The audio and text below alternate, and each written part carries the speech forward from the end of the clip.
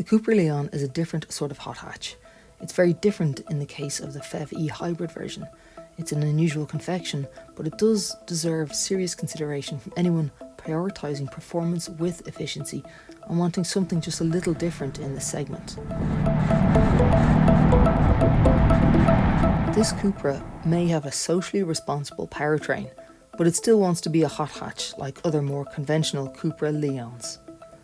This one gets sports suspension, which is lowered by 25mm at the front and 20mm at the rear. It includes a number of drive modes from Comfort, Sport and Cupra, the latter Cupra mode being perfect for those B-road opportunities. Under the bonnet, it's the same as in a Golf GTE, which means a 150 PS, 1.4 litre TSI petrol engine mated to a 6-speed DSG auto gearbox. There's also an 85 kilowatt electric motor powered by a 13 kilowatt hour lithium-ion battery, which has a WLTP rated all-electric driving range of 50 kilometres, which of course you won't get anywhere near if you explore the quoted all-electric top speed of 110 kilometres per hour. Due to this alternative energy source, there's an extra curb weight of up to 60 kilos over a conventionally engined Cupra. There's 400Nm of torque on tap, and that facilitates a 0 to 100 km per hour time of 6.7 seconds. Family motoring has never been quite as much fun as this.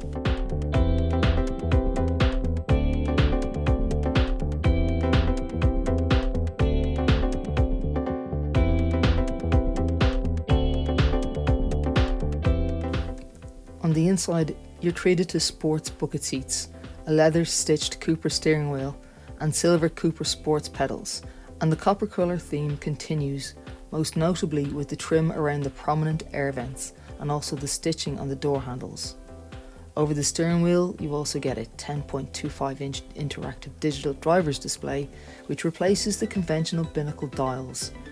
And with other layouts, there's a large central 10-inch infotainment touchscreen, which reduces the button count. A new addition to the VAG group is the very compact and lovely Porsche style shifter for the standard DSG auto gearbox.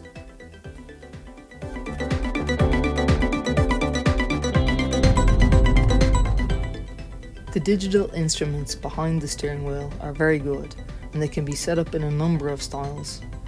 However, the Cupra Leon doesn't have proper buttons and switches on its dashboard, and instead it uses a touch-sensitive pad, just like the latest VW Golf GTI. You can't find these by feel, so you have to look away from the road to check you're not just pressing a random bit on the dashboard. And that's distracting at 50 km per hour, let alone 80 km per hour.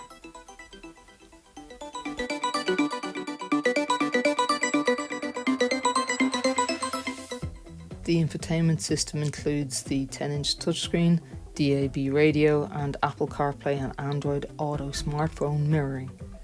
The screen is bright and clear, and the operating system it runs is far more responsive than the Golf GT.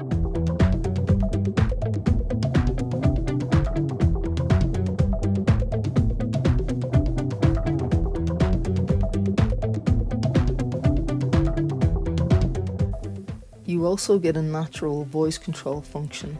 You wake it up by saying "Hola, hola," and then things like "I'm cold," and it'll turn up the heater. It doesn't always work though, and talking to it might also make your passengers think you've gone a bit weird. The Leon certainly has a plusher looking interior than the Focus ST or the Honda Civic Type R, although the latter is just as solidly built. You'll find squidgy, dense feeling plastic on the top of the dashboard and lots of Cupra flourishes dotted about. It still doesn't look or feel as posh inside as a BMW M135i, but it's pretty much as good as the Golf GTI.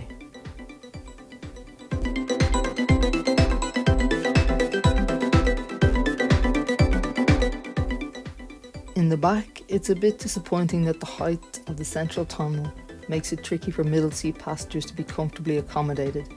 2 people will be quite happy, and will now benefit from a fold-down central armrest with twin cup holders and 3-zone climate control, which has separate controls for the twin central vents.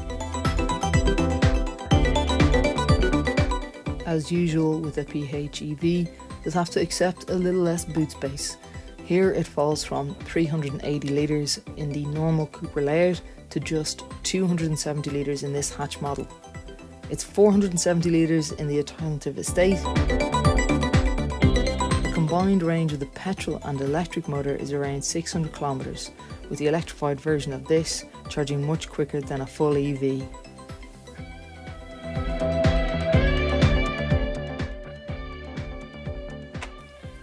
Charging from a domestic socket takes around 5 hours, but using a garage wall box, you'll be able to reduce your charging time to about 3.5 hours instead. Bear in mind that only a single mode 3 charging cable is included as standard.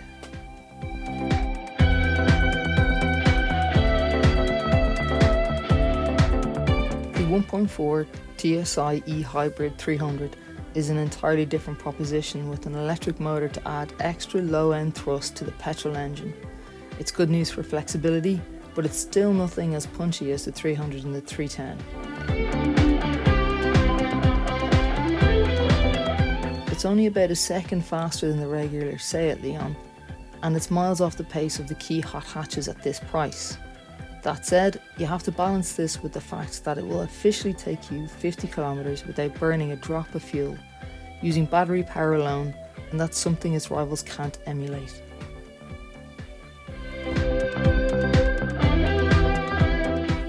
The plug-in battery does add weight, and this rather dampens any thrills in the bends, where the Honda Civic Type R is like driving a race car on the road, and the Renault Megane RS's tail-sliding antics are a pleasure seeker's paradise.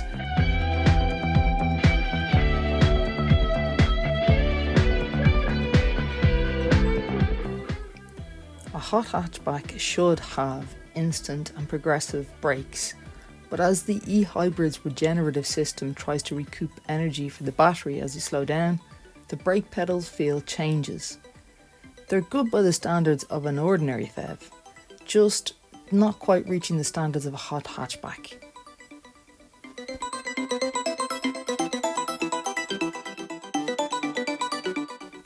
The Cupra Leon's driving position is fundamentally really good, with pedals that line up neatly with the steering wheel and the driver's seat, which is very comfortable on long journeys and extremely supportive through corners.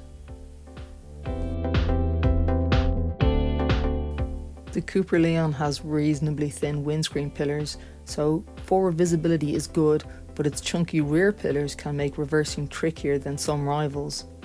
Front and rear parking sensors are standard though, as is the rear view camera, which helps to alleviate this issue. LED headlights are also standard, with the option to upgrade them to matrix adaptive LEDs that stay on main beam without blinding other road users.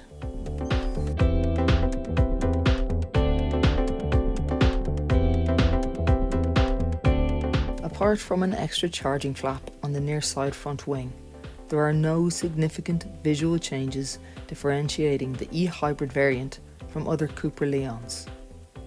Just like its showroom stablemates, this car looks really gym-toned in both of its body shapes. There's a 5-door hatch and there's an estate version too. All the core things at the front are pretty much standard layout. The long creased bonnet and the trapezoidal grille with its flanking LED headlights. Everything seems more dynamic and different. That grille has a dark chrome frame and it's embellished by a bold Cupra logo and the required overtaking presence that's delivered by the larger air intakes and a large front splitter. The rear makes its own statement too, with 2 copper-coloured dual exhausts embedded on each side of the unique diffuser.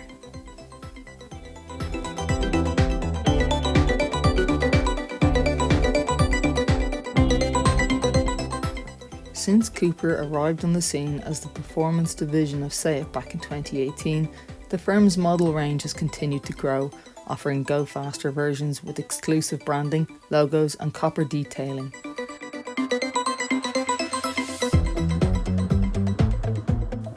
In short, if you want a sensible Leon, then go to Seat. If you want a hot derivative, go to Cupra.